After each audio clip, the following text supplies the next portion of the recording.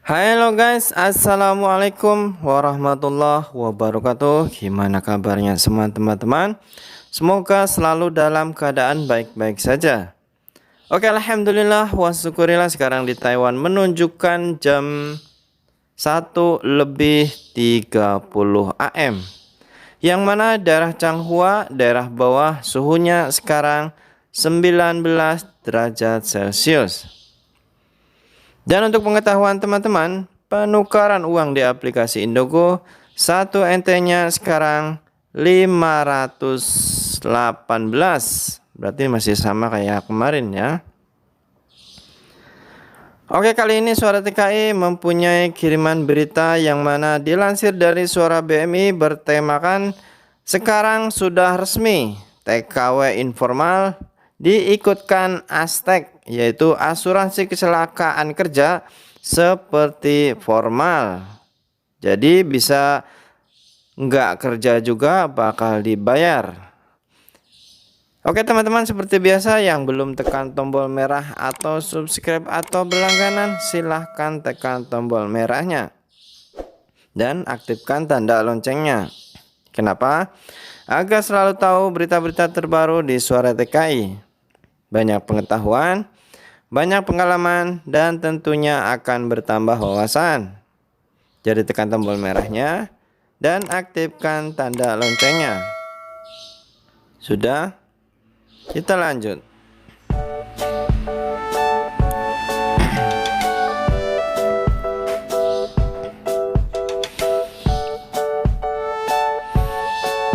Teman-teman, maaf sebelumnya bagi teman-teman seumpama pengen atau sudah klik video ini, diharapkan kalau nonton minimal setengah ya, pertengahan atau sampai habis, malah itu lebih bagus.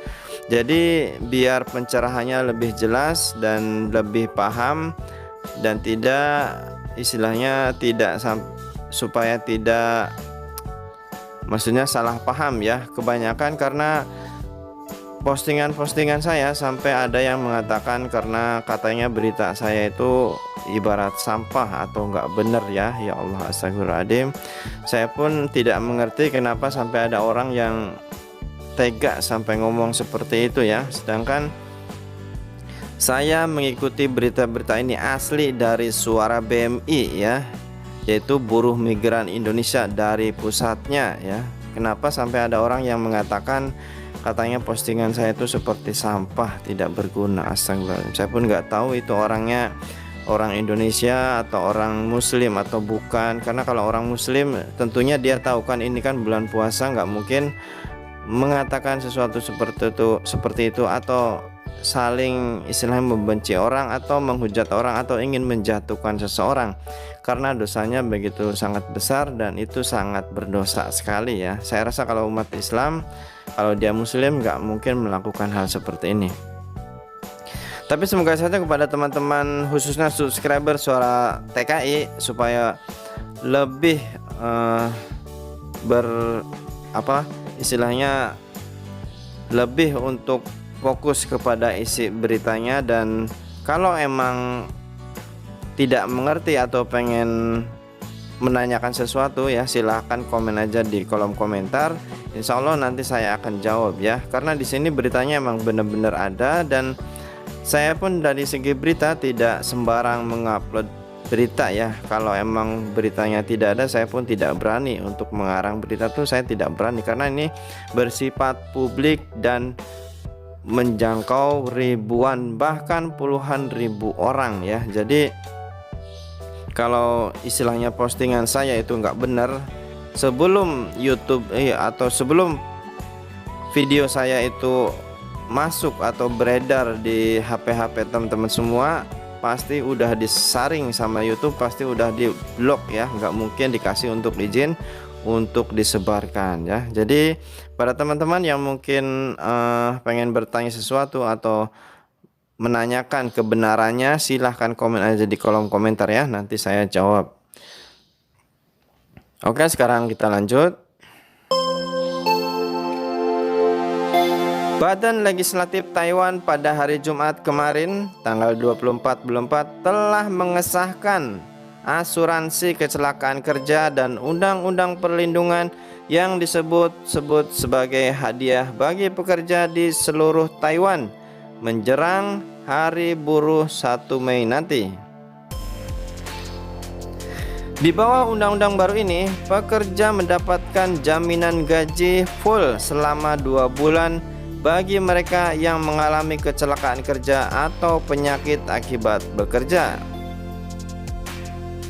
Ini nanti bagi yang kurang paham ya, atau mungkin tidak mengerti, silahkan komen ya, nanti insya Allah saya akan jawab. Undang-undang tersebut yang mencakup semua pekerja di Taiwan termasuk orang asing, mengintegrasikan pencegahan bahaya pekerja, kompensasi dan rehabilitas ke dalam satu hukum tunggal, kata Liu Huifang, Ketua Hukum Keselamatan dan Kesejahteraan Kerja Taiwan atau TOSHL, salah satu dari kelompok sipil yang mengabdikan diri untuk mempromosikan lahirnya tindakan tersebut. Maaf ya teman-teman kalau mungkin dari sistem membacanya saya kurang jelas atau tidak dimengerti, karena ada ya teman-teman yang komen katanya mungkin Anda tidak bisa membaca, atau mungkin bro kenapa kamu nggak bisa baca ya. Maaf saja karena di sini emang kata-katanya kan ini berita dari Mandarin ya, dari Taiwan, emang susah ya untuk diucapkan. Jadi kalau emang bacaan saya kurang bagus, saya mohon minta maaf ya. Tindakan tersebut meletakkan tonggak baru dalam upaya Taiwan untuk mendorong keselamatan kerja, kata Liu. Memuji undang-undang tersebut sebagai hadiah penting bagi pekerja menjelang Hari Buruh.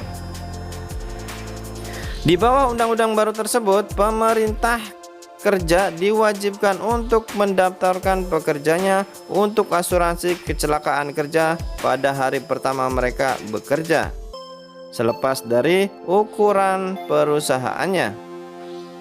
Dalam undang-undang tersebut, hanya perusahaan yang mempekerjakan 5 atau lebih pekerja yang diharuskan memiliki asuransi tenaga kerja untuk para pekerjanya,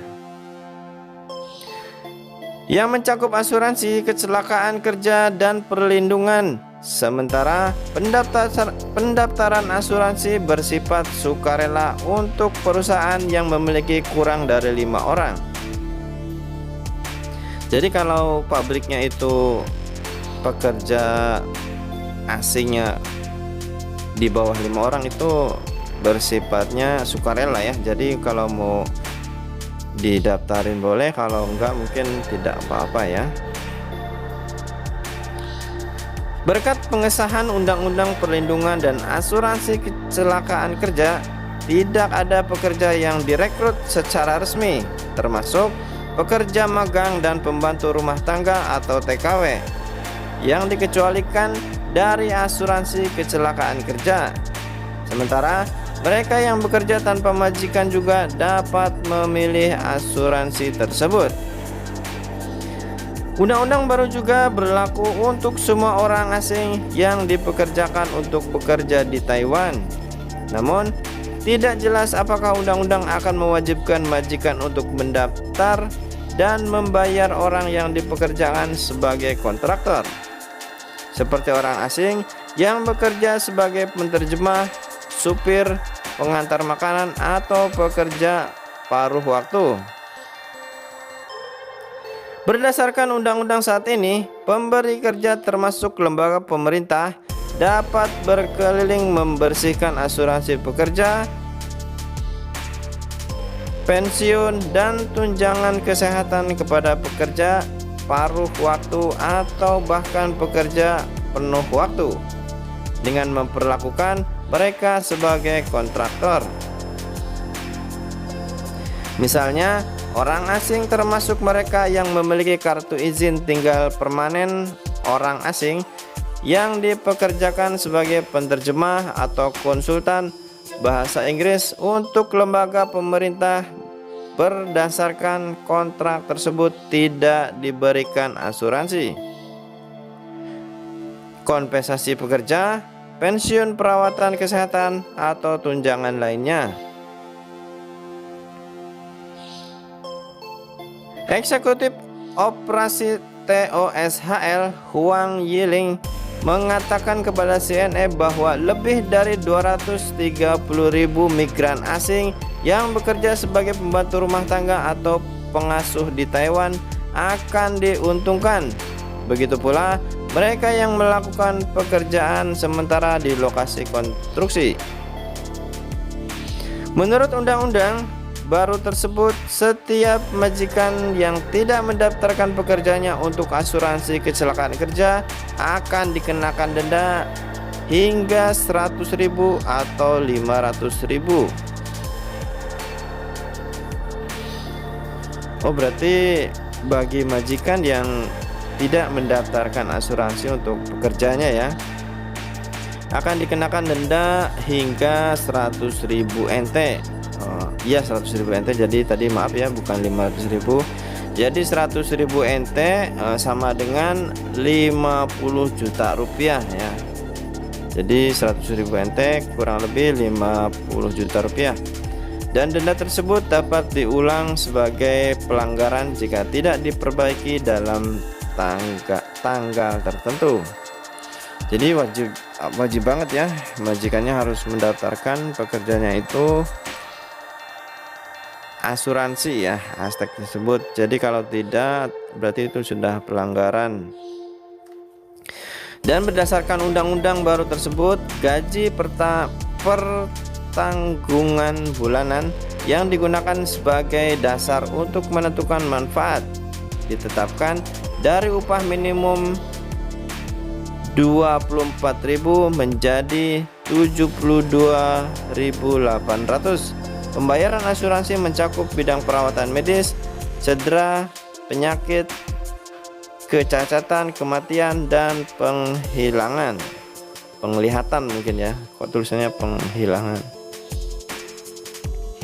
Tunjangan kecelakaan atau penyakit akibat kerja ditetapkan sebesar 100% dari gaji yang diasuransikan seorang dalam 2 bulan pertama dan 70% hingga permohonan